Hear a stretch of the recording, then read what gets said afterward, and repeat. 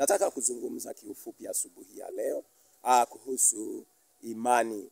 Ukisoma katika kitabu cha Warumi 10:17, neno la Bwana linasema, basi imani chanzo chake ni kusikia, na kusikia huja kwa neno la Bwana.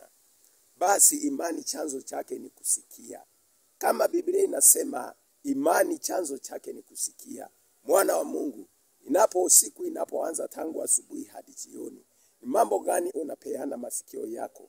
Ni mambo gani unayosikia? Huenda ni wewe umepeana masikio yako kwa mambo ya kuvunja moyo. Huenda ni wewe umepeana masikio yako kwa mambo ya kukatisha tamaa. Huenda ni wewe umepeana masikio yako kwa mambo ya kushindikana, ya kuonekana kwamba haiwezekani. Unapopeana imani, unapopeana masikio yako kwa mambo ambayo sio ya kimungu, imani ya kipepo ama imani ya kishetani, imani ya kushindwa, inajengeka ndani ya moyo wako. Ina maana ya kwamba sasa unaamini kwamba haiwezekani. Unaamini kwamba hutaweza. Unaamini kwamba hutafaulu.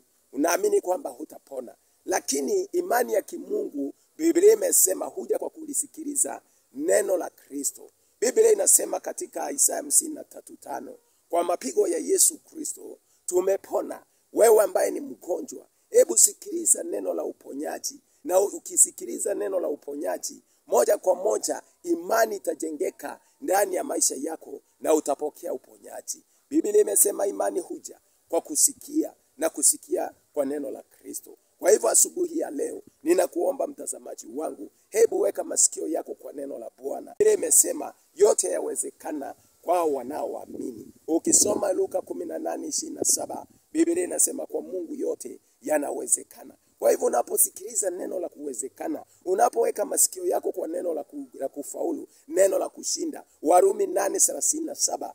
Lakini katika mambo haya yote tunashinda na zaidi ya kushinda. Ukisoma Wafilipi 4:13, Biblia inasema tunayaweza mambo yote kwake yeye atutiaye nguvu. Na kuambia mwana wa Mungu, unapoweka masikio yako kwa neno la imani, kwa neno la Kristo, imani ya kushinda itajengeka katika moyo wako. Imani ya kupona itajengeka katika moyo wako. Imani ya muujiza itajengeka katika moyo wako, na utapokea muujiza kutoka kwa Bwana.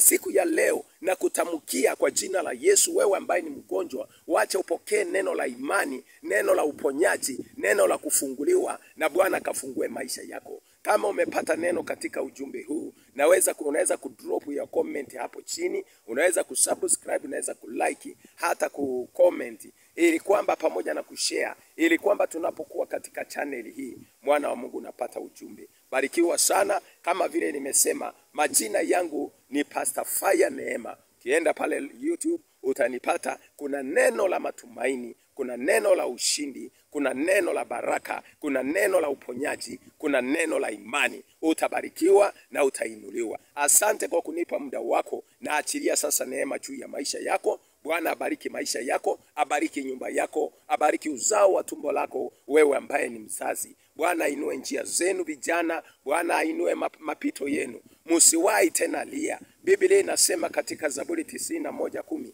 mabaya hayatanipata wala tauni kukaribia hema langu. Hilo ndilo neno na achilia juu ya maisha yako. Pokea hiyo neema na Bwana kuinue katika jina la Baba, jina la Mwana na Roho Mtakatifu. Tumeomba na hata kuamini. Amen.